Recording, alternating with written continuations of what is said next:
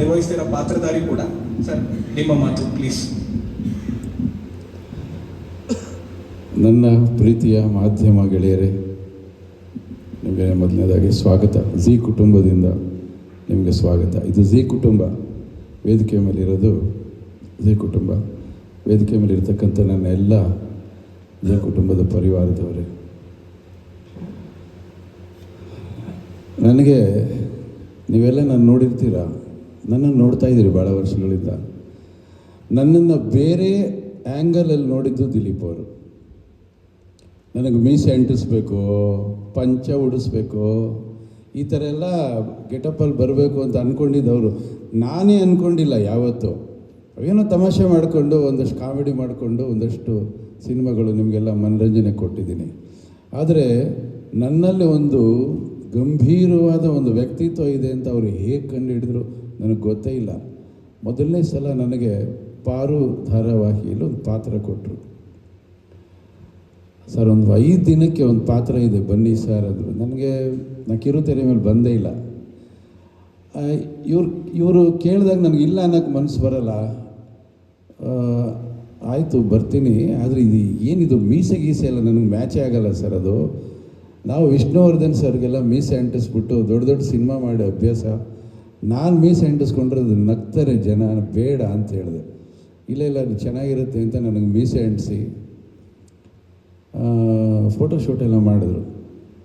ನನಗೆ ಆ ಪಾತ್ರ ಮಾಡೋಕ್ಕೆ ಇಷ್ಟ ಆಗಲಿಲ್ಲ, ಯಾಕೆಂದರೆ ಚೆನ್ನಾಗಿರಲ್ಲ ಅದು ಅಂತ ಇವ್ರಿಗೆ ಹೇಳಿದೆ. ಸರ್, ಒಂದಿನ ಶೂಟ್ ಮಾಡಿ ನೋಡಿ, ಚೆನ್ನಾಗಿದ್ರೆ ಕಂಟಿನ್ಯೂ ಮಾಡಿ, ಇಲ್ಲಾಂದರೆ ಬೇರೆ ಏನಾದ್ರು ಹಾಕ್ಕೊಳ್ಳಿ ಸರ್, ನನಗೆ ಯಾಕೋ ಸಮಾಧಾನ ಇಲ್ಲ ಅಂತ. ಅದು ಯಾವ ಲೆವೆಲ್ಗೆ ಹೊರಟೋಯ್ತು ಅಂದರೆ, ಇವರೊಂದಷ್ಟು ಜನ ಗ್ಯಾಪ್ ಕೊಟ್ಬಿಟ್ರು ಆ ಪಾರು ಅಲ್ಲಿ ವೀರಯ್ಯ ದೇವನ್ ಕ್ಯಾರೆಕ್ಟರ್ಗೆ. ನಾನು ಓಡಾಡೋವಾಗಲೆಲ್ಲ ಕೇಳೋರು, ಯಾಕೆ ನೀವು ಪಾರು ಧಾರಾವಾಹಿಯಲ್ಲಿ ಬರ್ತಿಲ್ಲ ಅಂತ. ಅಂದರೆ ಅಷ್ಟರ ಮಟ್ಟಿಗೆ ಅದು ಜನಗಳನ್ನು ತಲುಪುವಂಥ ಪಾತ್ರ ಆಗೋಯ್ತು. 5 ದಿನ ಅಂತ ಕೇಳಿಬಿಟ್ಟು 3 ವರ್ಷ ಶೂಟಿಂಗ್ ಮಾಡಿದ್ರು ಆಮೇಲೆ ನಾನು ಇಟ್ಕೊಂಡು. ಅಂದರೆ ಯಾಕೆ ಮಾತು ಹೇಳ್ತೀನಿ ಅಂದರೆ, ಈ ದಿಲೀಪ್ ಅವರು ನನ್ನನ್ನು ಪಾತ್ರಕ್ಕೆ ಕರೀತಾರೆ ಅಂದಾಗ ಅಲ್ಲೇನೋ ಒಂದು ವಿಶೇಷತೆ ಇರುತ್ತೆ ಅಂತ ಅಷ್ಟೇ, ವೆರಿ ಸಿಂಪಲ್. ಅವರೊಂದಿನ ಫೋನ್ ಮಾಡಿದ್ರು, ಸರ್ ಒಂದು ಸೀರಿಯಲ್ ಮಾಡ್ತಾಯಿದ್ದೀನಿ, ಒಂದು ಒಳ್ಳೆ ಪಾತ್ರ ಇದೆ, ನೀವು ಮಾಡಬೇಕು ಅಂತ ಹೇಳಿದ್ರು. ನಾನು ಏನೂ ಮಾತಾಡಿಲ್ಲ, ಮಾಡ್ತೀನಿ ಅಂದ್ಬಿಟ್ಟೆ. ಯಾಕೆಂದರೆ ಅವ್ರು ಹೆಗಲ ಮೇಲೆ ಹಾಕ್ಬಿಟ್ಟು ಅವ್ರಿಗೆ ಗೊತ್ತು ನನ್ನನ್ನು ಹೇಗೆ ಪ್ರೊಜೆಕ್ಟ್ ಮಾಡಬೇಕು ಅಂತ ಹೇಳಿ. ಆಮೇಲೆ ಬಂದು ಒಂದಿನ ಕಥೆ ಹೇಳಿದ್ರು. ಕಥೆ ಭಾಳ ಚೆನ್ನಾಗಿತ್ತು. ನಾನು ಭಾಳಷ್ಟು ಕಥೆಗಳು ಕೇಳಿ ರಿಜೆಕ್ಟ್ ಮಾಡಿದ್ದೀನಿ. ನಾನು ಬೇಡ, ಇದು ಸುಮ್ಮನೆ ಯಾಕೆ, ನಂಗೆ ಮ್ಯಾಚ್ ಆಗಲ್ಲ ಅಂತ. ಬಟ್ ಈ ಪಾತ್ರ ಎಷ್ಟು ಚೆನ್ನಾಗಿದೆ ಅಂದರೆ, ನಿಮ್ಮ ಹತ್ತಿರ ಬರುತ್ತೆ ಪಾತ್ರ. ಇದು ಈ ಪಾತ್ರ ಅಂತಲ್ಲ, ಇಲ್ಲಿ ವೇದಿಕೆ ಮೇಲೆ ಕೂತಿರೋ ಅಷ್ಟು ಪಾತ್ರ ಒಂದು ನಿಮ್ಮ ಮನೇಲಿ ಇರುತ್ತೆ ಅಥವಾ ನಿಮ್ಮ ಪಕ್ಕದ ಮನೇಲಿ ಇರುತ್ತೆ. ನೀವು ಹೇಗೋ ವಾರಕ್ಕೆ 3-4 ಸಲ ಈ ಥರ ಪಾತ್ರಗಳನ್ನು ಜೀವನದಲ್ಲಿ ಸಂಧಿಸ್ತಾನೇ ಇರ್ತೀರ. ಅಂಥ ಒಳ್ಳೆಯ ಕಥೆಯನ್ನು ಆಯ್ಕೆ ಮಾಡಿಕೊಂಡು ಒಳ್ಳೊಳ್ಳೆ ಪಾತ್ರಧಾರಿಗಳನ್ನು ತುಂಬಿಸ್ಕೊಂಡು ಈ ಧಾರಾವಾಹಿಯನ್ನು ಆರಂಭ ಮಾಡಿದ್ದಾರೆ. ನನಗೆ ಶೂಟಿಂಗ್ ನಡೀತಾ ಇದೆ, ನಾವೆಲ್ಲ ಆ್ಯಕ್ಟ್ ಮಾಡ್ತಾ ಇದ್ದೀವಿ. ನನಗೆ ಸೀರಿಯಲ್ ಶೂಟಿಂಗ್ ಮಾಡ್ತಾ ಇದ್ದಾರೆ ಅಂತ ಅನ್ನಿಸ್ತಾ ಇಲ್ಲ. ಯಾಕೆಂದರೆ ಅವರು ಪ್ರೊಡಕ್ಷನ್ನು, ಮೇಕಿಂಗ್ ಸ್ಟೈಲು, ಮೊನ್ನೆ ಒಂದು ಸೀನ್ ಮಾಡಿದ್ರು. ಐ ಥಿಂಕ್ ನಿಮ್ಮ ಸ್ಕ್ರೀನಲ್ಲಿ ಅದು 1.5 ನಿಮಿಷ 2 ನಿಮಿಷ ಬರ್ಬೋದು ಅಷ್ಟೇ. ಅದಕ್ಕೆ ಅವ್ರು ಖರ್ಚು ಮಾಡಿರೋ ರೀತಿ ಇದೆಲ್ಲ, ಇಡೀ ದಿನ ಅಷ್ಟು ದೊಡ್ಡ ಸೆಟಪ್ಪು, 3-4 ಕ್ಯಾಮ್ರಾಗಳು ಡೈಲಿ ಸ್ಪಾಟಲ್ಲಿ, ಹೀಗೇ ಬೇಕು ಅಂತ ಹೇಳಿ ನಾನು ಕೇಳ್ತಾಯಿದ್ದೀನಿ, ನೀವು ಸಿನಿಮಾ ಮಾಡ್ತಾಯಿದ್ದೀರಾ ಸೀರಿಯಲ್ ಮಾಡ್ತಾಯಿದ್ದೀರಾ ಅಂತ. ಈ ಥರ ಮಾಡಿದ್ರೆ ವರ್ಕೌಟ್ ಆಗತ್ತೆ ಅಂತ ಕೇಳಿದೆ ಇವ್ರಿಗೆ ನಾನು. ಅಂದರೆ ಅಚ್ಚುಕಟ್ಟುತನದ ಜೊತೆಯಲ್ಲಿ ಬದ್ಧತೆ. ಯಾಕೆಂದರೆ ಇವತ್ತು ಧಾರಾವಾಹಿ ನೋಡ್ತಕ್ಕಂಥ ಪ್ರೇಕ್ಷಕರು ಬೇರೆ ಥರ ಇದ್ದಾರೆ. ಅವರನ್ನು ಮುಟ್ಟಬೇಕು, ಅವ್ರನ್ನ ಗೆಲ್ಲಬೇಕು ಅಂದರೆ ನಾವು ಮಾಡೋ ಕೆಲಸ ಪರಿಪೂರ್ಣವಾಗಿರಬೇಕು. ಈ ಧಾರಾವಾಹಿಯಲ್ಲಿ ನಾನು ಸೂರ್ಯಪ್ರಕಾಶ್ ಪಾತ್ರ, ನನ್ನ ಪಾತ್ರದ ಬಗ್ಗೆ ಎಲ್ಲ ದಿಲೀಪ್ ಅವರು ನಿಮಗೆ ಪರಿಚಯ ಮಾಡಿಕೊಟ್ಟಿದ್ದಾರೆ. ಇಲ್ಲಿ ನನಗೆ 3 ಮಕ್ಕಳು, ಅದರಲ್ಲಿ ಇವರು ಇಂಪಾರ್ಟೆಂಟು. ಹೆಸರು ಕೃಷ್ಣ. ಹೆಸರಿಗೂ ಅವ್ರ ವ್ಯಕ್ತಿತ್ವಕ್ಕೂ ಮ್ಯಾಚೇ ಆಗಲ್ಲ. ಭಯಂಕರ ಕುಡುಕ. ಆಗಲೇ ಹೇಳಿದ್ರು, ನಮ್ಮಮ್ಮನ ಹತ್ರ ನಾನು ಇರಬೇಕು ಅನ್ನೋದು ಕುಡಿತೀನಿ ಅಂತ. ಜಗತ್ತಲ್ಲಿ ತಾಯಿನ ಕಳ್ಕೊಂಡಿರೋ ಎಲ್ಲ ಮಕ್ಕಳು ತಾಯಿ ಹತ್ರ ಮಾತಾಡಬೇಕು ಅಂತ ಅಂದ್ಕೊಂಡಾಗೆಲ್ಲ ಕುಡುಕರಾಕ್ಬಿಟ್ರೆ ಇವರಿಂದ ಭಾಳ ಕಡೆ ಬಾರ್ಗಳೆಲ್ಲ ವ್ಯಾಪಾರ ಜೋರಾಗ್ಬಿಡ್ತವೆ, ಅವರು ಉದ್ಧಾರ ಆಗ್ಬಿಡ್ತಾರೆ. ಆ ಥರದ್ದು ಒಂದು ಪಾತ್ರ. ಸರಳವಾಗಿ ಹೇಳಬೇಕು ಅಂದರೆ, ಜವಾಬ್ದಾರಿ ಇರ್ತಕ್ಕಂಥ ಒಬ್ಬ ತಂದೆ, ಬೇಜವಾಬ್ದಾರಿ ಇರ್ತಕ್ಕಂಥ ಒಬ್ಬ ಮಗ, ಇಷ್ಟೇ. ಬಹುತೇಕ ಮನೆಗಳಲ್ಲಿ ಒಬ್ಬ ಬೇಜವಾಬ್ದಾರಿ ಮಗ ಇರ್ತಾನೆ, ಬಹುತೇಕ ಮನೆಗಳಲ್ಲಿ. ಎಲ್ಲ ತಂದೆಗಳು ಬಹುತೇಕ ಜವಾಬ್ದಾರಿಯವರಾಗಿರ್ತಾರೆ. ಅಂದರೆ ಯಾಕೆ ತಂದೆ ಜವಾಬ್ದಾರಿ ಆಗಿರುತ್ತೆ ಅಂದರೆ ಅವನು ಒಂದಷ್ಟು ವರ್ಷನ ಕಳೆದು ಬಿಟ್ಟಿರ್ತಾನೆ ಅವನ ಅನುಭವದಲ್ಲಿ. ಆ ಅನುಭವದಿಂದ ಅವನು ಪಕ್ವವಾಗಿರ್ತಾನೆ, ಅಲ್ಲಿ ಅವನಿಗೆ ಜವಾಬ್ದಾರಿ ಬರುತ್ತೆ. ಇವನು ಅಷ್ಟೇ. ಈ ಥರ ಒಬ್ಬ ಬೇಜವಾಬ್ದಾರಿ ಹುಡುಗನ ಒಂದು ಹುಡುಗಿ ಮದುವೆ ಆಗ್ತಾಳೆ. ಅದೆಂಥ ಹುಡುಗಿ ಇರ್ಬೇಕು ಹೇಳಿ, ಇನ್ನೆಂಥ ಹುಡುಗಿ. ಒಂದು ಹುಡುಗಿಯರು ಈಗಿನ ಕಾಲದಲ್ಲಿ ಒಂದು ಹುಡುಗನ ಆಯ್ಕೆ ಮಾಡ್ಕೋತಾರೆ ಅಂದರೆ ಭಾಳ ಯೋಚನೆ ಮಾಡ್ತಾರೆ, ಎಲ್ಲ ಥರ ಲೆಕ್ಕ ಹಾಕ್ತಾರೆ. ಆ ಲೆಕ್ಕ ನಮಗೆ ಬರಲ್ಲ. ಅದು ಆ ಲೆಕ್ಕ ಹಾಕಿ ಮದುವೆ ಮಾಡ್ಕೋತಾರೆ. ಯಾವ ಥರ ಅದು? ಇವು ಏನಾದರೂ ಸುರಸುಂದರ ಅಂಗನೇ ಅಲ್ಲ, ಪುರುಷರಲ್ಲಿ ಉತ್ತಮ ಪುರುಷೋತ್ತಮನೇ ಅಲ್ಲ. ಇವನನ್ನು ಯಾಕೆ ಒಂದು ಹುಡುಗಿ ಮನೆಗೆ ಗೊತ್ತಿಲ್ಲದೆ ಮದುವೆ ಮಾಡ್ಕೊಂಡು ಬರ್ತಾಳೆ? ಹೇಳ್ಬಿಟ್ಟೆ ಸರ್ ಕತೆನ. ಯಾಕೆ? ನನಗನ್ಸುತ್ತೆ, ಓ ಈ ಹುಡುಗಿಗೆ ಆಸ್ತಿ ಮೇಲೆ ಆಸೆ ಇರಬೇಕು ಅಂತ. ಕ್ವೈಟ್ ನ್ಯಾಚುರಲ್ ಅಲ್ವಾ? ಇಂಥ ಹುಡುಗನ ಮದುವೆ ಆಗ್ಬೇಕಂದ್ರೆ ಆಸ್ತಿ ಮೇಲೆ ಆಸೆ ಇರಬೇಕು. ಆಮೇಲೆ ಅನ್ಸುತ್ತೆ ಅದೂ ಇಲ್ಲ. ಹಾಗಾದರೆ ಯಾತಕ್ಕೆ ಮದುವೆ ಆದ್ಲು ಇವಳು? ಅದೇ ನೀವು ಸೀರಿಯಲ್ ನೋಡಬೇಕು, ಅದು ನಾನು ಹೇಳಲ್ಲ. ಮುಖ್ಯವಾಗಿ ಆ ಪಾತ್ರ, ಸೊಸೆ ಪಾತ್ರ, ಬಹಳ ಜನಕ್ಕಿದು ಹತ್ತಿರ ಆಗುತ್ತೆ. ಯಾಕೆ ಹೇಳಿದೆ ಅಂದರೆ, ಇವತ್ತಿನ ಸೊಸೆಯರು ಅವರು ಜವಾಬ್ದಾರಿನೇ ಗೊತ್ತಿಲ್ಲ. ಅವ್ರು ಯಾಕೆ ಒಂದು ಮನೆಗೆ ಸೊಸೆಯಾಗಿ ಬರ್ತಾರೆ ಅನ್ನೋದೇ ಅವ್ರಿಗೆ ಗೊತ್ತಿರಲ್ಲ. ಸೊಸೆಯ ಜವಾಬ್ದಾರಿ ಏನು, ಅವಳು ಹೇಗೆ ನಿರ್ವಹಿಸ್ತಾಳೆ. ಒಂದು ದೊಡ್ಡ ಪರಿವಾರದ ಸಾರಥಿ ಅವಳು. ಆ ಪರಿವಾರದಲ್ಲಿ ನಾನಾ ಪಾತ್ರಗಳಿರುತ್ತೆ. ಎಲ್ಲ ಪಾತ್ರವನ್ನು ಸರಿದೂಗಿಸ್ಕೊಂಡು ಕರ್ಕೊಂಡು ಹೋಗುವಂಥ ಭಾಳ ಜವಾಬ್ದಾರಿಯಾದಂಥ ಪಾತ್ರ. ಆ ಪಾತ್ರ ಮೌನ ಅವ್ರಿಗೆ ಸಿಕ್ಕಿದೆ. ಭಾಳ ಒಳ್ಳೆ ಪಾತ್ರ ಅದು. ಜೊತೆಯಲ್ಲಿ ಇನ್ನೊಬ್ಬಳು ಸೊಸೆ ಬರ್ತಾಳೆ, ವ್ಯತಿರಿಕ್ತವಾದಂಥ ಒಂದು ಪಾತ್ರ ಅದು. ಅದು ಈ ಸೊಸೆ, ಈ ದೊಡ್ಡ ಸೊಸೆ ಇದು. ಅಂದರೆ ಇವರಿಬ್ಬರು ಕೂಡ ಪಾಸಿಟಿವ್ ನೆಗೆಟಿವ್ ಅನ್ನೋದಕ್ಕಿಂತ ಮುಖ್ಯವಾಗಿ ನಿಮ್ಮಗಳಿಗೆ ಎಚ್ಚರಿಕೆ ಗಂಟೆಯನ್ನು ಕೊಡ್ತಾರೆ. ಯಾರು ಪ್ರೇಕ್ಷಕರು ಧಾರಾವಾಹಿಯನ್ನು ನೋಡ್ತಾರೆ ಅವ್ರಿಗೆ ಭಾಳ ಹತ್ತಿರ ಆಗ್ತಾರೆ. ಪುಣ್ಯಕ್ಕೆ ಈ ಧಾರಾವಾಹಿಯಲ್ಲಿ ಮನೆ ಹಾಳು ಮಾಡೋ ಕ್ಯಾರೆಕ್ಟರ್ಗಳಿಲ್ಲ, ಗಂಡನ್ನು ಎಳ್ಕೊಂಡು ಹೋಗೋ ಇನ್ನೊಬ್ಬ ಗಂಡನ ಎಳ್ಕೊಂಡು ಹೋಗೋ ಕ್ಯಾರೆಕ್ಟರ್ಗಳಿಲ್ಲ ಇದರಲ್ಲಿ. ಆ ಥರದ್ದೆಲ್ಲ ಕೆಟ್ಟ ಸಂದೇಶ ಇಲ್ಲ ಇಲ್ಲಿ. ಭಾಳ ತುಂಬ ಸೆನ್ಸಿಟಿವ್ ಪಾತ್ರಗಳು ಎಲ್ಲವೂ ಕೂಡ.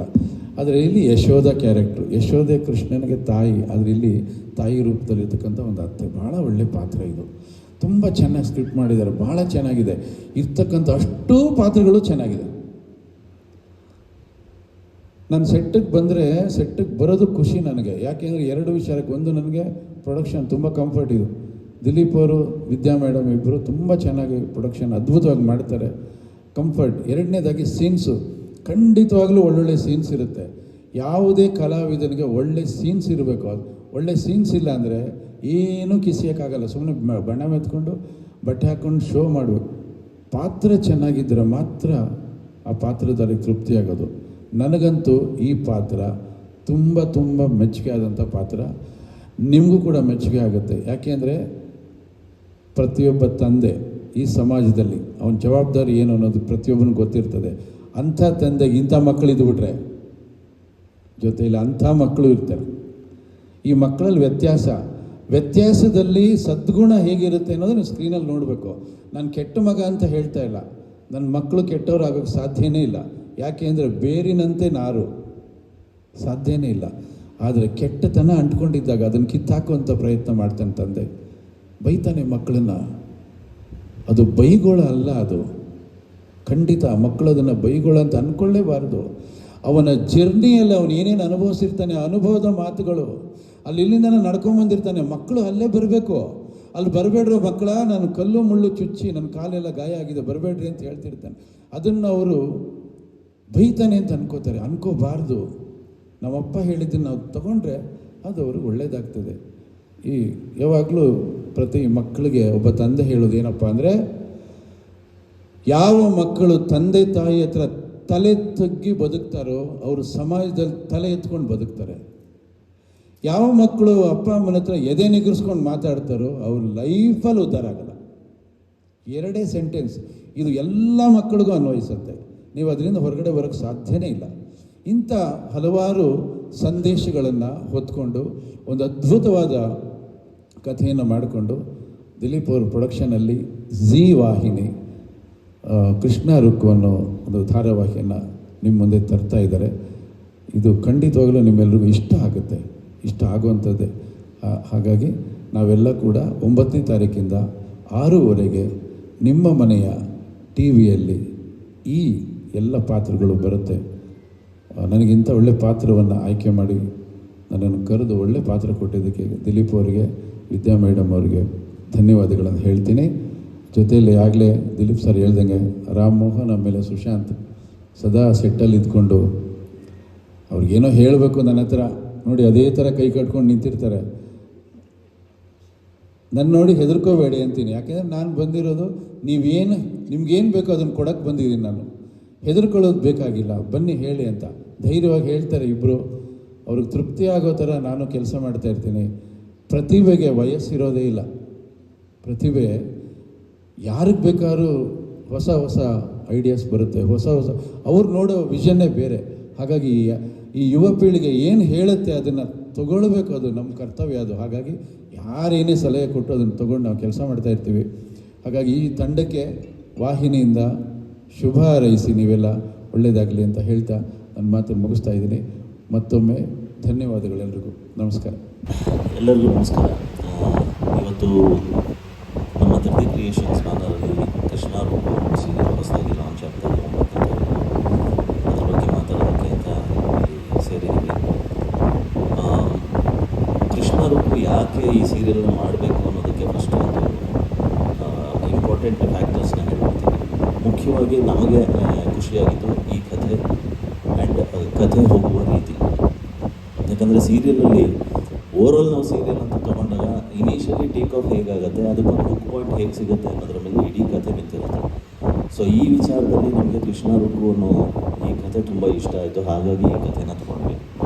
ಆ್ಯಂಡ್ ಈಗ ವೇದಿಕೆ ಮೇಲೆ ಈ ಸ್ಟಾರ್ ಕಾಸ್ಟ್ ಇದೆಯಲ್ಲ, ಈ ಸ್ಟಾರ್ ಕಾಸ್ಟ್ ಯಾಕೆ ತುಂಬ ಜನ ನನಗೆ ಸಿಗ್ತಾರೆ ಹೇಳಿದ್ರು ತುಂಬ ಚೆನ್ನಾಗಿದೆ ಸ್ಟಾರ್ ಕಾಸ್ಟಿಂಗ್ ತುಂಬ ಚೆನ್ನಾಗಿದೆ ಅಂತ. ಅದಕ್ಕೆ ಮುಖ್ಯವಾದ ಕಾರಣ ಆ ಕಥೆಯಲ್ಲಿ ಬರುವಂಥ ಪಾತ್ರಗಳು. ಪ್ರತಿಯೊಂದು ಪಾತ್ರನೂ ತುಂಬ ಸ್ಟ್ರಾಂಗಾಗಿ ಬಂದಿದೆ, ತುಂಬ ಸ್ಟ್ರಾಂಗಾಗಿ ಬಿಂಬಿಸಿದ್ದಾರೆ. ಪ್ರತಿ ಸೀನಲ್ಲಾಗಲಿ, ಪ್ರತಿಯೊಂದು ಸೀಕ್ವೆನ್ಸ್ಗಳಲ್ಲಾಗಲಿ, ಪ್ರತಿಯೊಂದು ಸಬ್ ಸ್ಟೋರಿ. ಅಂದರೆ ನಮ್ಮ ಸೀರಿಯಲ್ಗಳಲ್ಲಿ ಕಥೆ ಜೊತೆಗೆ ಉಪಕಥೆಗಳು ಬರ್ತಾನೇ ಇರುತ್ತೆ. ಆ ಉಪಕಥೆಗಳು ಚೆನ್ನಾಗಿದ್ದಾಗಲೇ ನಮ್ಮ ಇಡೀ ಸೀರಿಯಲ್ ಚೆನ್ನಾಗಿದೆ ಅಂತ ಅನಿಸುತ್ತೆ. ಸೊ ಹಾಗಾಗಿ ಈ ಸಬ್ ಸ್ಟೋರೀಸ್ ಅಂತ ನಾವೇನು ಹೇಳ್ತೀವಿ, ಆ ಪ್ರತಿಯೊಂದು ಸಬ್ ಸ್ಟೋರೀಸು ತುಂಬ ಸ್ಟ್ರಾಂಗ್ ಆಗಿದೆ. ಆ ಇಡೀ ಸಬ್ ಸ್ಟೋರಿಯ ಪ್ರತಿಯೊಂದು ಪಾತ್ರದ ಮೇಲೆ ಹೋಗುತ್ತೆ, ಆ ಪಾತ್ರಗಳು ತುಂಬ ಮುಖ್ಯ ಆಗುತ್ತೆ. ಹಾಗಾಗಿ ಈ ಮುಖಗಳು ಇವತ್ತು ನಮ್ಮ ಜೊತೆ ಇದ್ದಾರೆ. ಈಗ ಮುಖ್ಯವಾಗಿ ನಾನು ಈ ಕೃಷ್ಣ ರೂಪು ಕಥೆಯ ಒಂದು ಲೈನನ್ನು ಹೇಳ್ಬಿಡ್ತೀನಿ. ಬೇಸಿಕ್ಲಿ ಕೃಷ್ಣ ರೂಪು ಬೇರೆ ಜಗತ್ತಿನ 2 ಫ್ಯಾಮಿಲಿಗಳ ನಡುವೆ ನಡೆಯುವಂಥ ಒಂದು ಕಥೆ. ಒಂದು ತುಂಬ ಸಾಹುಕಾರರು ಒಂದು ಜ್ಯುವೆಲರಿ ಚೈನ್ ಆಫ್ ಜ್ಯುವೆಲರಿ ಶೋರೂಮ್ಸ್ನ ಇಟ್ಕೊಂಡಿರುವಂಥವ್ರು. ಸೂರ್ಯಪ್ರಕಾಶ್ ಅಂತ ಒಂದು ಪಾತ್ರ ಬರುತ್ತೆ.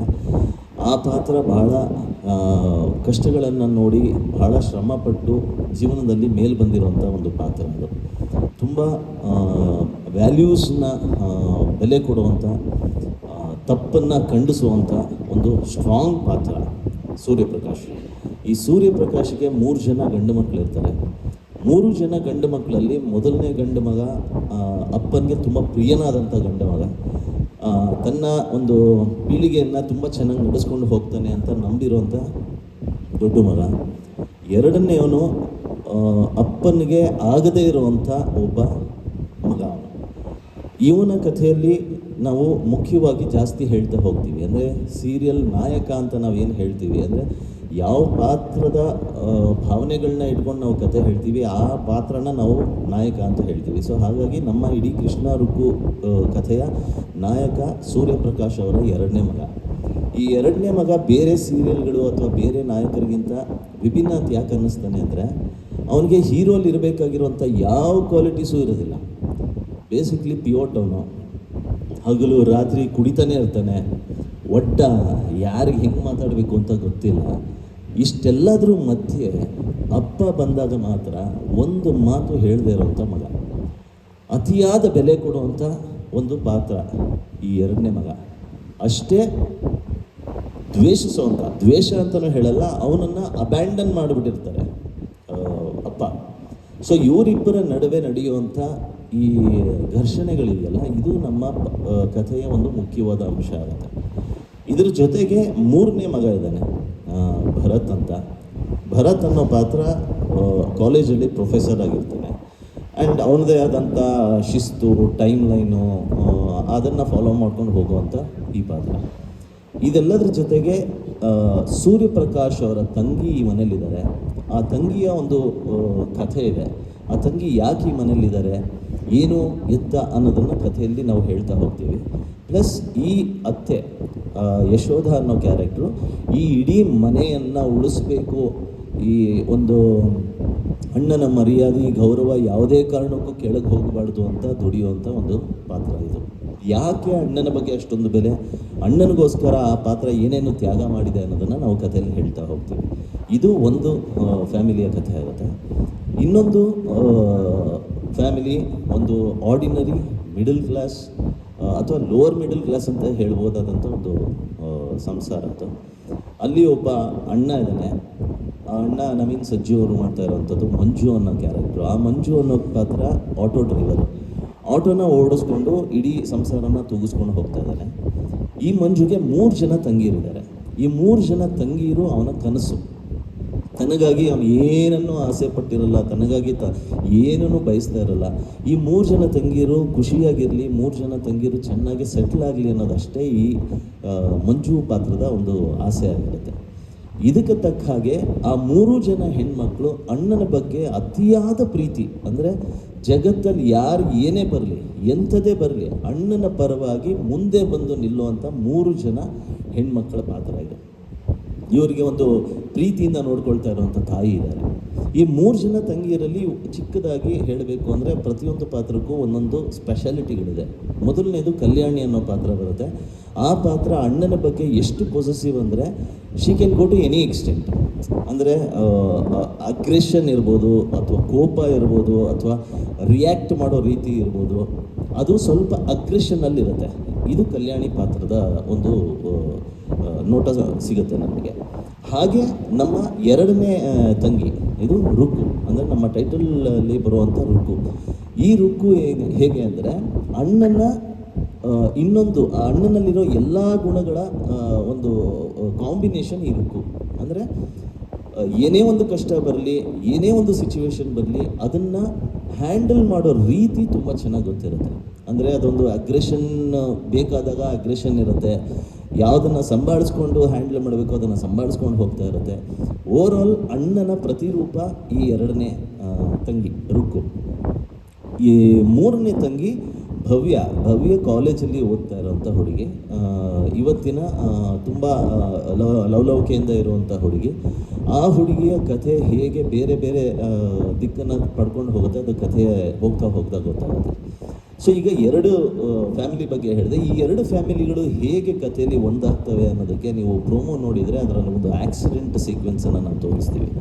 ಸೊ ಆ ಒಂದು ಆಕ್ಸಿಡೆಂಟ್ ಸೀಕ್ವೆನ್ಸು ಇಡೀ ಕಥೆಯ ದಿಕ್ಕನ್ನು, ಆಯಾಮವನ್ನು ಬದಲಾಯಿಸುತ್ತೆ. ಸೊ ಆಯಾಮ ಏನು, ಆ ಸಿಚುವೇಶನಿಂದ ಏನೆಲ್ಲ ದೊಡ್ಡ ಟ್ವಿಸ್ಟ್ ಆಗುತ್ತೆ ಅನ್ನೋದು ತುಂಬ ಮುಖ್ಯವಾದಂಥ ನಮ್ಮ ಕೃಷ್ಣ ರುಕ್ಕು ಕಥೆಯ ಜೀವಾಳ ಇರೋದು. ಸೊ ಇದು ನಾನು ತುಂಬ ಡೀಟೇಲಾಗಿ ಬಿಟ್ಕೊಡೋದಕ್ಕೆ ಇಷ್ಟ ಇಲ್ಲ, ಯಾಕಂದರೆ ಅದನ್ನು ಹೇಳಿಬಿಟ್ರೆ ಅದನ್ನು ನೋಡೋ ಮಜಾ ಹೋಗುತ್ತೆ ಅನ್ನೋದಕ್ಕೆ. ಬಟ್ ಈ ಒಂದು ಸಿಚುವೇಶನ್ನಿಂದ ಈಗ ನಾನು ಹೇಳಿದಾಗೆ ಈ 3 ಜನ ತಂಗಿಯರಲ್ಲಿ ಅವರ ರಿಯಾಕ್ಷನ್ ಹೇಗಿರುತ್ತೆ, ನಮ್ಮ ಕೃಷ್ಣ ಅದರಲ್ಲಿ ಹೇಗೆ ಇನ್ವಾಲ್ವ್ ಆಗಿರ್ತಾನೆ, ಮಕ್ಕಳು ಇನ್ವಾಲ್ವ್ ಆಗಿರೋದಕ್ಕೆ ನಮ್ಮ ಸೂರ್ಯಪ್ರಕಾಶ್ ಅವರು ಅದನ್ನು ಹೇಗೆ ಹ್ಯಾಂಡಲ್ ಮಾಡ್ತಾರೆ, ಈ ಇಡೀ ಮನೆ ಘನತೆಯನ್ನು ಕಾಪಾಡೋದಕ್ಕೆ ಒದ್ದಾಡ್ತಾ ಇರುವಂಥ ಯಶೋಧ ಈ ಸಿಚುವೇಶನ್ನ ಹೇಗೆ ಹ್ಯಾಂಡಲ್ ಮಾಡ್ತಾಳೆ. ಸೊ ಓವರಾಲ್ ನಮ್ಮ ಕಥೆಯ ಜಿಸ್ಟು ಈ ಪ್ರಶ್ನೆಗಳಿಗೆ ಉತ್ತರ. ಸೊ ಇದು ನಮ್ಮ ಕಥೆಯ ಸಾರಾಂಶ ಅಂತ ಹೇಳ್ಬೋದು. ಈಗ ನಾನು ಪಾತ್ರಗಳನ್ನ ಹೇಳ್ತಾ ಹೋಗ್ತೀನಿ. ಸೂರ್ಯಪ್ರಕಾಶ್ ಪಾತ್ರವನ್ನು ನಾರಾಯಣ್ ಸರ್ ಅವರು ನಿರ್ವಹಿಸ್ತಾ ಇದ್ದಾರೆ. ಆ್ಯಂಡ್ ನಾರಾಯಣ್ ಸರ್ ನನಗೆ ಯಾವತ್ತೂ ಅವರು ಇಂಡಸ್ಟ್ರಿಗೆ ಸಂಬಂಧಪಟ್ಟವರು ಅಥವಾ ಇನ್ನೊಂದು ಆ್ಯಕ್ಟರು ಅಥವಾ ಡೈರೆಕ್ಟರ್ ಥರ ಅವರು ಯಾವತ್ತೂ ನಮ್ಮ ಜೊತೆ ಇಲ್ಲ, ಎಸ್ಪೆಷಲಿ ನನ್ನ ಮತ್ತು ವಿದ್ಯಾ ಜೊತೆ ಇದ್ದಾಗ. ಯಾಕಂದರೆ ನಾವು ಏನೇ ಮಾಡಲಿ, ಇದೆಲ್ಲ ಪಾರೂಲ್ ಮಾಡಿದಾಗೂ ಅಷ್ಟೇ, ನಾವು ಏನೇ ಮಾಡಲಿ ಯಾವಾಗಲೇ ಆಗಲಿ ನೀವು ಏನು ಬೇಕಾದರೂ ಮಾಡಿ, ನೀವು ಹೇಳಿದ್ರೆ ನಾನು ಬರ್ತೀನಿ ಅಂತ ಹೇಳಿ ನಮ್ಮನ್ನು ಪ್ರತಿ ಹಂತದಲ್ಲೂ ಸಪೋರ್ಟ್ ಮಾಡ್ಕೊಂಡು ಬರ್ತಾ ಇರೋವಂಥವ್ರು. ಆ್ಯಂಡ್ ಶೂಟಿಂಗ್ ಮಾಡಬೇಕಾದ್ರೂ ಪ್ರತಿ ಹಂತದಲ್ಲೂ ಪ್ರತಿ ರೀತಿಯಲ್ಲೂ ನಮಗೆ ಗೈಡ್ ಮಾಡ್ಕೊಂಡು ಬರ್ತಾ ಇರೋವಂಥವ್ರು. ಸೊ ಹಾಗಾಗಿ ನನಗೆ ಅಥವಾ ನನ್ನ ಹೆಂಡತಿ ವಿದ್ಯಾಗೆ ಸರ್ ನಮ್ಮ ಜೊತೆ ಇರೋದು ಇಟ್ಸ್ ಅ ಬ್ಲೆಸ್ಸಿಂಗ್ ಅದು. ಆ್ಯಂಡ್ ಥ್ಯಾಂಕ್ ಯು ಸರ್, ತುಂಬ ಥ್ಯಾಂಕ್ಸ್. ಯಾಕಂದರೆ ಅವ್ರು ಈ ಪಾತ್ರನ ಒಪ್ಕೊಂಡಿದ್ದೇ ನಮಗೆ ಬಹಳ ಖುಷಿ ಇದೆ. ಈಗ ಸೂರ್ಯನಾರಾಯಣ ತಂಗಿ ರೋಲ್, ಯಶೋಧ ರೋಲನ್ನು ಸುಚಿತ್ರ ಅವರು ನಿರ್ವಹಿಸ್ತಾ ಇದ್ದಾರೆ. ಸುಚಿತ್ರ ಅವರು ಕನ್ನಡದಲ್ಲಿ ಒಂದಷ್ಟು ವರ್ಷಗಳ ಹಿಂದೆ ಸಾಕಷ್ಟು ಪಾಪ್ಯುಲರ್ ಸೀರಿಯಲ್ಗಳಲ್ಲಿ ಲೀಡ್ ರೋಲ್ಸಲ್ಲಿ ಮಾಡಿ ಒಂದು ಲಾಂಗ್ ಬ್ರೇಕ್ ತೊಗೊಂಡು ತಮಿಳಿನಲ್ಲಿ ಸಾಕಷ್ಟು ಹೆಸರನ್ನು ಮಾಡಿ ಆ್ಯಂಡ್ ಸಾಕಷ್ಟು ಅವಾರ್ಡ್ಗಳನ್ನ ತೊಗೊಂಡು ಆಫ್ಟರ್ ಎ ಲಾಂಗ್ ಬ್ರೇಕ್ ಕನ್ನಡಕ್ಕೆ ಕಮ್ ಬ್ಯಾಕ್ ಮಾಡಿರೋದು. ಆ್ಯಂಡ್ ಸುಚಿತ್ರ ಅವರು ನನ್ನ ಸಂಬಂಧ ತುಂಬ ಹಳೇದು, ಒಟ್ಟೊಟ್ಟಿಗೆ ಆ್ಯಕ್ಟ್ ಮಾಡ್ತಾಯಿದ್ವಿ ಅವಾಗ. ನಾನು ಹೇಳಿದ ಒಂದು ಮಾತಿಗೆ ಬೆಲೆ ಕೊಟ್ಟು ಆಯಿತು ದಿಲೀಪ ಮಾಡೋಣ ಬಾ ಅಂತ ಹೇಳಿ ಒಪ್ಕೊಂಡಿದ್ದಾರೆ. Thank you very much. ನಮ್ಮ 3 ಜನ ಮಕ್ಕಳಲ್ಲಿ ಮೊದಲನೇ ಮಗ ವಿನಯ್ ಚಂದನ್ ಅವರು, ಗೆಜ್ಜೆನಾದ ವಿಜಯ್ ಕುಮಾರ್ ಅವರ ಸುಪುತ್ರ, ಬಹಳ ಒಳ್ಳೆ ಆ್ಯಕ್ಟರು, ತುಂಬ ಚೆನ್ನಾಗಿ ಮೂಡ್ ಬಂದಿದೆ ಅವರ ಸೀನ್ಗಳು. Thank you Vijay. 3ನೇ ಮಗನ ಪಾತ್ರವನ್ನು ಭರತ್ ಪಾತ್ರವನ್ನು ಸೂರಜ್ ಅವರು ನಿರ್ವಹಿಸ್ತಾ ಇದ್ದಾರೆ. ಆ್ಯಂಡ್ ಇದು ನಮ್ಮ ಹೀರೋ ಫ್ಯಾಮಿಲಿಗೆ ಸಂಬಂಧಪಟ್ಟಂಥ. ಈಗ ಕೊನೆಯದಾಗಿ ಹೀರೋವನ್ನು ನಾನು ಪರಿಚಯ ಮಾಡಿಸ್ತೀನಿ. ಅಕ್ಷಯ್ ಈಗಾಗಲೇ ಅಯ್ಯನ ಮನೆ ವೆಬ್ ಸೀರೀಸಲ್ಲಿ ಸಾಕಷ್ಟು ಹೆಸರು ಮಾಡಿದರು, ಇದರ ಹಿಂದೆನೂ ಸೀರಿಯಲ್ಗಳನ್ನ ಮಾಡಿದ್ದಾರೆ. ಆ್ಯಂಡ್ ಎಸ್ಪೆಷಲಿ ಈ ಕಥೆಯಲ್ಲಿ ಅಕ್ಷಯನ್ನ ಪ್ರೆಸೆಂಟ್ ಮಾಡಿರೋ ರೀತಿ ನಮಗೆಲ್ಲರಿಗೂ ಒಂದು ಗಟ್ ಫೀಲಿಂಗ್ ಏನು ಅಂದರೆ, ಈ ಸೀರಿಯಲ್ಲು ತೆರೆ ಕಂಡ ತಕ್ಷಣ ಡೆಫಿನೆಟ್ಲಿ ಅಕ್ಷಯ್ಗೆ ಸಿನಿಮಾ ಸಿಗುತ್ತೆ ಅನ್ನೋದು. ಯಾಕಂದರೆ ಕ್ಯಾರೆಕ್ಟರ್ ಆ ಥರ ಇದೆ, ಸೀನ್ಗಳು ಆ ಥರ ಇದೆ, ಯೂಶ್ವಲಿ ಸಿನಿಮಾದಲ್ಲಿ ಬರುವಂಥ ಸೀನ್ಗಳ ಥರ ಇದೆ. ಆ್ಯಂಡ್ ಅದನ್ನು ಅವರು ತುಂಬ ಚೆನ್ನಾಗಿ ಪ್ರೆಸೆಂಟ್ ಮಾಡಿದ್ದಾರೆ. ಅವರ ಒಂದು ಬಾಡಿ ಲ್ಯಾಂಗ್ವೇಜ್ ಆಗಿರ್ಬೋದು, ಅದನ್ನು ಅವರು ಆ ಒಡ್ಡುತನ ಆಗಿರ್ಬೋದು, ಬಹಳ ಚೆನ್ನಾಗಿ ನಿರ್ವಹಿಸ್ತಾ ಇದ್ದಾರೆ. Good luck Akshay and thank you. ಇನ್ನು ನಮ್ಮ ಇನ್ನೊಂದು ಮನೆ, ಹೀರೋಯಿನ್ ಮನೆಗೆ ಅಂತ ಬಂದರೆ ಮಂಜು ಪಾತ್ರವನ್ನು ನವೀನ್ ಸಜ್ಜು ಅವರು ನಿರ್ವಹಿಸ್ತಾ ಇದ್ದಾರೆ. ಅವರು ಇವತ್ತು ಅವ್ರದ್ದು ಸಿನಿಮಾದ ಯಾವುದೋ ಒಂದು ಸ್ಕ್ರೀನಿಂಗ್ ಇದೆ ಅಂತ ಹೇಳಿ ಅವರು ಇವತ್ತು ಬರೋಕ್ಕಾಗಲಿಲ್ಲ. ಇನ್ನು 3 ಜನ ತಂಗಿಯರಲ್ಲಿ ಮೊದಲನೇ ತಂಗಿ ಕಲ್ಯಾಣಿ, ದಿವ್ಯಾ ಅವರು ಆ್ಯಕ್ಟ್ ಮಾಡ್ತಾ ಇದ್ದಾರೆ. ಆರೋಗ್ಯಂಟ್, ತುಂಬ ಬೋಲ್ಡಾಗಿ, ತುಂಬ ಸ್ಟ್ರಾಂಗಾಗಿ ರಿಯಾಕ್ಟ್ ಮಾಡುವಂಥ ಕ್ಯಾರೆಕ್ಟರ್.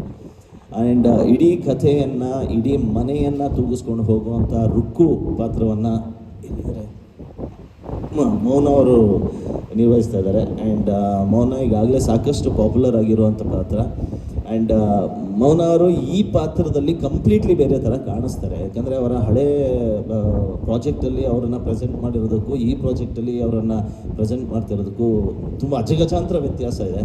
ಆ್ಯಂಡ್ ಇನ್ಫ್ಯಾಕ್ಟ್ ಅವ್ರು ಸಿಕ್ಕಿದಾಗೂ ಅದನ್ನೇ ಹೇಳಿದ್ರು, ನನಗೆ ಈ ಥರದ್ದು ಏನಾರು ಒಂದು ಮಾಡಬೇಕಿತ್ತು, ಆ ಥರ ಬೋಲ್ಡ್ ಪಾತ್ರಗಳನ್ನ ಸಾಕಷ್ಟು ಮಾಡಿದೆ, ನನಗೆ ಐ ವಾಂಟೆಡ್ ಸಮಥಿಂಗ್ ಎಲ್ಸ್ ಅಂತ ಹೇಳಿದ್ರೆ. ಐ ಆಮ್ ಶ್ಯೂರ್ ನಿಮಗೆ ಖುಷಿ ಆಗಿದೆ ಅಂದ್ಕೊಂಡಿದ್ದೀನಿ. And thank you for being part of our team.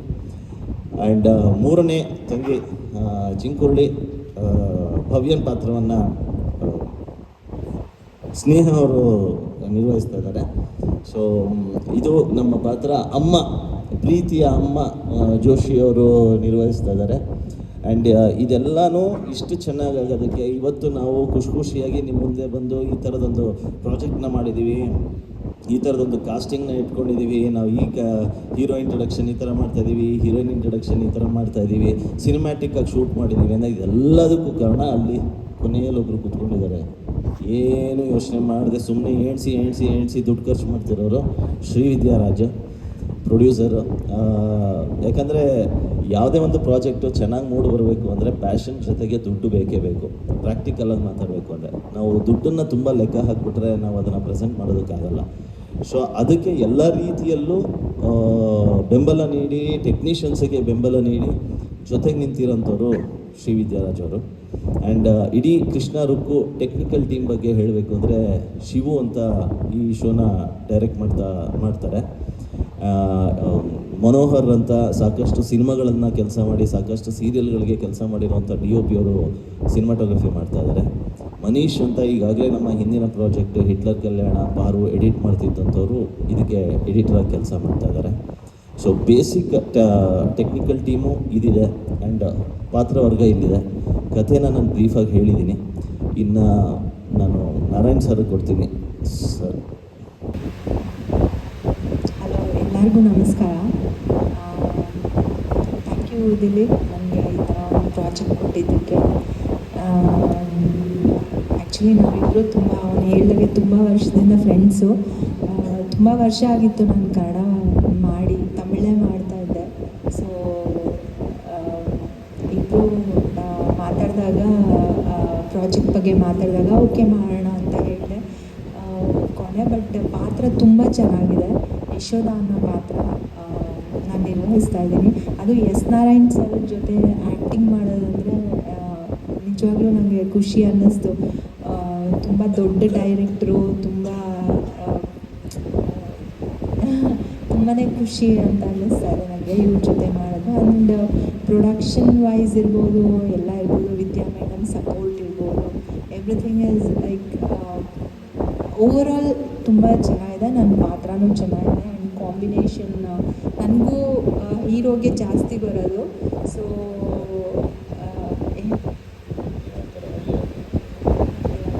Hero ಅಲ್ಲ ಹೀರೋ ಸರ್, ನೀವು ನೋಡಿ ಸರ್, ಓಕೆನಾ? ಅದಕ್ಕೆ ನೀವು ಥ್ಯಾಂಕ್ ಯು ಸೋ ಮಚ್. ನಿಮ್ಮ ಸಪೋರ್ಟ್ ಯಾವಾಗಲೂ ನಮ್ಮ ಪ್ರಾಜೆಕ್ಟ್ ಮೇಲೆ ಇರಬೇಕು. ಆ್ಯಂಡ್ ನಿಮ್ಮ ಸಪೋರ್ಟ್ ಇಲ್ಲ ಅಂದರೆ ನಾವು ಬೆಳೆಯೋದಕ್ಕೆ ಆಗೋದಿಲ್ಲ.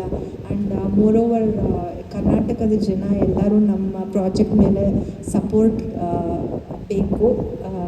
ನಂಗೆ ಅಷ್ಟಾಗಿ ಮಾತಾಡಕ್ಕೆ ಬರಲ್ಲ, ಸಾರಿ, ಏನೋ ಒಂದು ಮಾತಾಡ್ತಾ ಇದ್ದೀನಿ. ದಯವಿಟ್ಟು ಏನಾದರೂ ತಪ್ಪಿದರೆ ಕ್ಷಮಿಸಿ. And thanks to Vidya madam, Dilip Raj ನನ್ನ ಈ ಪಾತ್ರಕ್ಕೆ ಕ್ಯಾಸ್ಟ್ ಮಾಡಿದ್ದಕ್ಕೆ. And thanks to all the artist supportive ಆಗಿ ಕೆಲಸ ಮಾಡೋದಕ್ಕೆ ಅವಕಾಶ ಕೊಟ್ಟಿದ್ದಕ್ಕೆ. ಆ್ಯಂಡ್ ಹೇಳ್ದಂಗೆ ನಿಮ್ಮ ಸಪೋರ್ಟ್ ಯಾವಾಗಲೂ ಇರಬೇಕು. ಜನಗಳ ಆಶೀರ್ವಾದ ನಮ್ಮ ಸೀರಿಯಲ್ ಮೇಲೆ ಇದ್ದರೆ ಖಂಡಿತ ಸಕ್ಸಸ್ಫುಲ್ಲಾಗಿ ನಾವು ರೀಚ್ ಆಗೋದಕ್ಕೆ ಹೆಲ್ಪ್ ಆಗುತ್ತೆ. Thank you so much. Thank you. ಪ್ರತಿಭಾಲ ಅವರು ಬರೀತಾರೆ ಚೆನ್ನೈಯಿಂದ.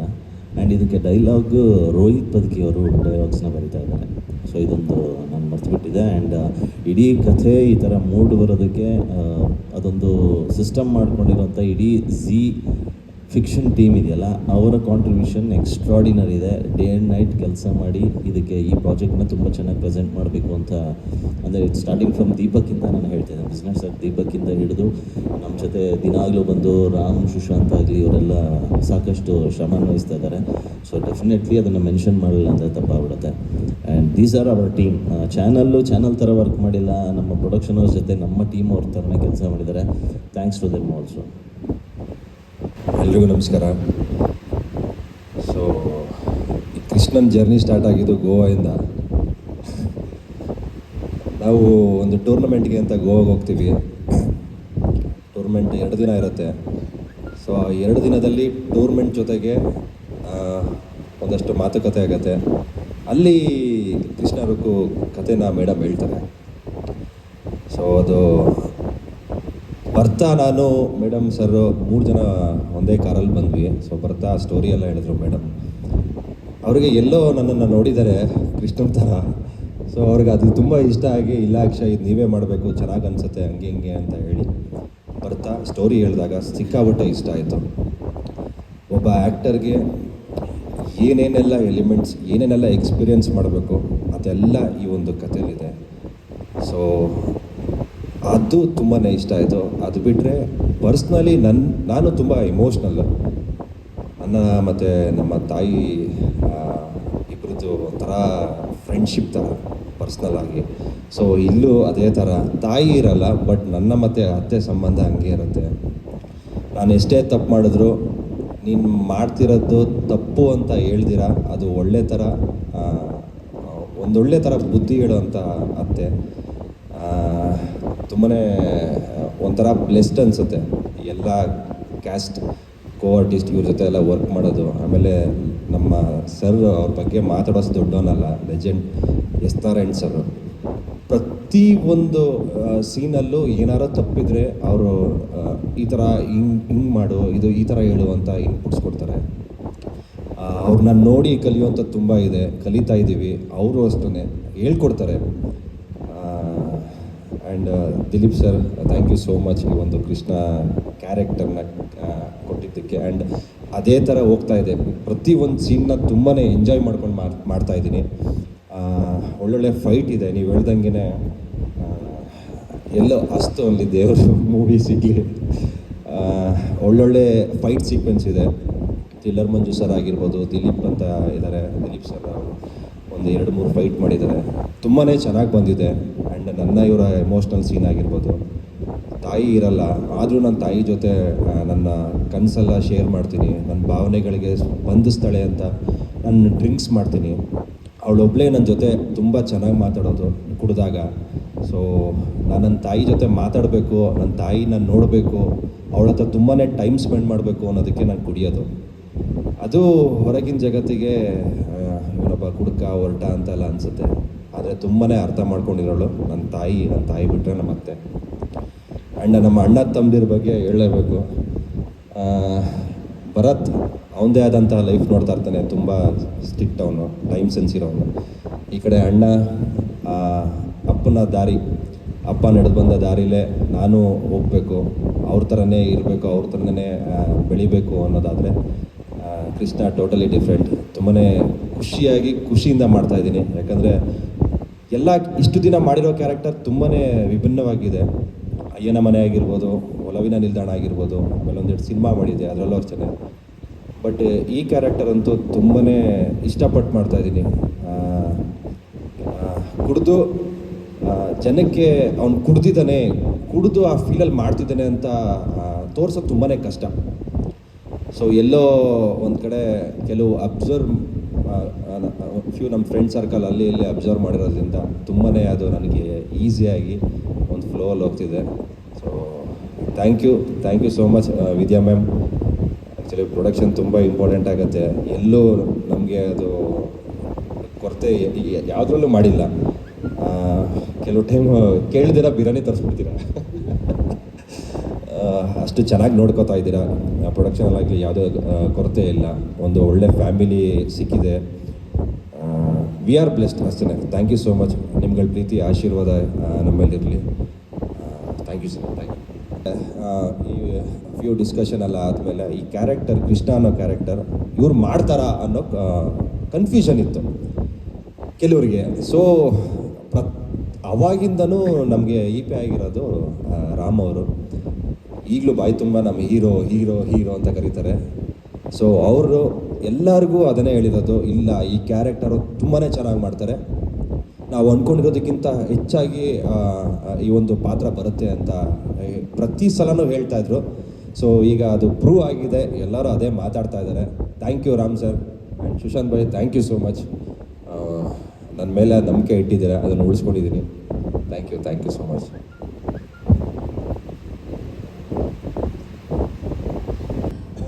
ಇವಾಗ ಕೃಷ್ಣ ರುಕ್ಕುವಲ್ಲಿ ರುಕ್ಕು ಪಾತ್ರ ಮಾಡ್ತಾ ಇದ್ದೀನಿ. ನನಗೆ ಹಳೆ ಪಾತ್ರದಿಂದ ಒಂದು ಸ್ವಲ್ಪ ಟೈಮ್ ತಗೊಳ್ಬೇಕು ಅಂತ ಅಂದ್ಕೊಂಡಿದ್ದೆ. ಬಟ್ ಆ ಟೈಮ್ ತಗೊಳ್ಳೋಕ್ಕೆ ಸಿಗಲಿಲ್ಲ. ಆವಾಗಲೇ ಒಂದು ಅದ್ಭುತವಾದ ಪಾತ್ರದ ಬಗ್ಗೆ ಕೇಳಿದೆ, ರುಕ್ಕು ಪಾತ್ರ. ಸ್ಟೋರಿ ಕೇಳಿದ ತಕ್ಷಣ ನಾನು ಆಯಿತು ನಾನು ಮಾಡ್ತೀನಿ ಅಂತಲೇ ಹೇಳಿದೆ. ಯಾಕಂದರೆ ಒಂದು ಆರ್ಟಿಸ್ಟಿಗೆ ಯಾವಾಗಲೂ ವಿಭಿನ್ನತೆ ಬೇಕಿರುತ್ತೆ ಒಂದು ಪಾತ್ರದಿಂದ ಇನ್ನೊಂದು ಪಾತ್ರಕ್ಕೆ.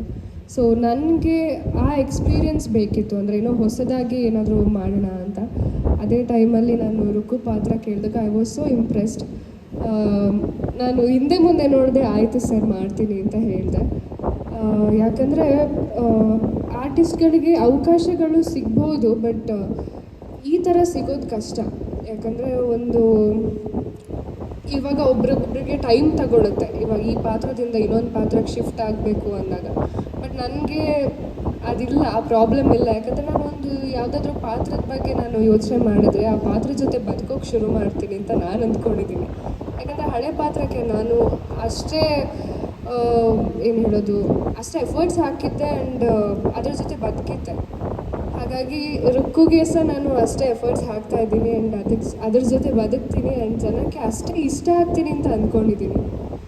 ಆ್ಯಂಡ್ ತುಂಬ ಖುಷಿ ಇದೆ, ಯಾಕಂದರೆ ಈ ಪ್ರೊಡಕ್ಷನ್ ಜೊತೆ ವರ್ಕ್ ಮಾಡಿ ಪ್ರತಿಯೊಬ್ಬರೂ ಅಷ್ಟೇ, ವಿದ್ಯಾ ಮ್ಯಾಮ್ ಆಗಿರಲಿ, ದಿಲೀಪ್ ಸರ್ ಆಗಿರಲಿ, ಒಂದು ಸ್ವಂತ ಮಕ್ಕಳ ಥರ ನೋಡ್ಕೊಳ್ತಾರೆ. ಹುಷಾರಿಲ್ಲ ಅಂದರೆ ಪ್ರತಿಯೊಂದಕ್ಕೂ ಸ್ಪಂದಿಸ್ತಾರೆ.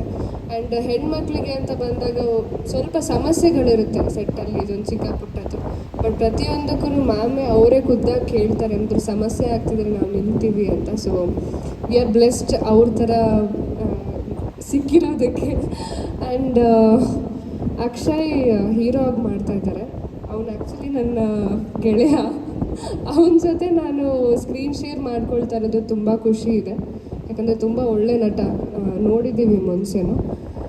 ಆ್ಯಂಡ್ ಎಸ್ ನಾರಾಯಣ್ ಸರ್ ಬಗ್ಗೆ ಹೇಳೋದೇ ಬೇಡ. ಅವ್ರ ಜೊತೆ ನಾವು ಪಾತ್ರ ಮಾಡ್ತಾ ಇರೋದಕ್ಕೆ ನಾವೆಲ್ಲ ಪುಣ್ಯ ಮಾಡಿದ್ದೀವಿ. ಯಾಕಂದರೆ ಈ ಥರ ಹಿರಿಯ ನಟರ ಜೊತೆ ಆ್ಯಕ್ಟ್ ಮಾಡುವಾಗ ನಾವು ಬರೀ ಆ್ಯಕ್ಟ್ ಮಾಡಲ್ಲ, ಏನೋ ಒಂದು ಕಲಿತಾ ಇರ್ತೀವಿ. ಅವ್ರುಗಳ ಎಕ್ಸ್ಪೀರಿಯನ್ಸಿಂದ ನಮಗೆ ತುಂಬ ಹೆಲ್ಪ್ ಆಗುತ್ತೆ ಅಂತ ಅಂದ್ಕೊಂಡಿದ್ದೀನಿ. ಆ್ಯಂಡ್ ಅಣ್ಣನ ಪಾತ್ರ ನವೀನ್ ಸಜ್ಜು ಮಾಡ್ತಾ ಇದ್ದಾರೆ. ಅಮ್ಮ ಬಗ್ಗೆ ಹೇಳೋದೇ ಬೇಡ. ಅಮ್ಮ ಎಲ್ಲಿ ಹೋದ್ರೂ ಏನು ಹೇಳಬೇಕು, ಮಕ್ಕಳನ್ನ ಒಂದು ಎಷ್ಟು ಚೆನ್ನಾಗಿ ನೋಡ್ಕೊಳ್ಬೋದು ಆ ಥರ ಇದ್ದಾರೆ. ಪ್ರತಿ ಸಲ ತಿಂಡಿ ತಗೊಂಡು ಬರ್ತಾರೆ, ಖುಷಿಯಾಗಿ ನೋಡ್ಕೊಳ್ತಾರೆ. ಜೋಶಿ ಅಮ್ಮ ನಮಗೆ ಸೀರಿಯಲ್ ಅಮ್ಮ ಥರ ಇಲ್ಲ, ನಿಜವಾಗ್ಲೂ ನಮ್ಮ ಸ್ವಂತ ತಾಯಿ ಥರ ಇದ್ದಾರೆ. ಅಕ್ಕ ಪಾತ್ರ ದಿವ್ಯಾಕ ಮಾಡ್ತಾ ಇದ್ದಾರೆ. ಆ್ಯಂಡ್ ತಂಗಿ ಸ್ನೇಹ. ಸೊ ಎಲ್ಲ ನಾವು ಹೇಗಿದ್ದೀವಿ ಅಂದರೆ ಒಂದು ಆ್ಯಕ್ಚುಲ್ ಫ್ಯಾಮಿಲಿ ಥರ ಇದ್ದೀವಿ. ಸೊ ನಮ್ಮನ್ನೆಲ್ಲ ಸೇರಿಸಿರೋದಕ್ಕೆ ದಿಲೀಪ್ ಸರಿಗೆ ಥ್ಯಾಂಕ್ಸ್ ಹೇಳಬೇಕು. ಆ ಒಳ್ಳೆ ಅಕ್ಕ ತಂಗಿ ಅಣ್ಣನೆಲ್ಲ ಕೊಟ್ಟಿದ್ದಾರೆ. ಆ್ಯಂಡ್ ಖುಷಿ ಇದೆ ಈ ಪಾತ್ರ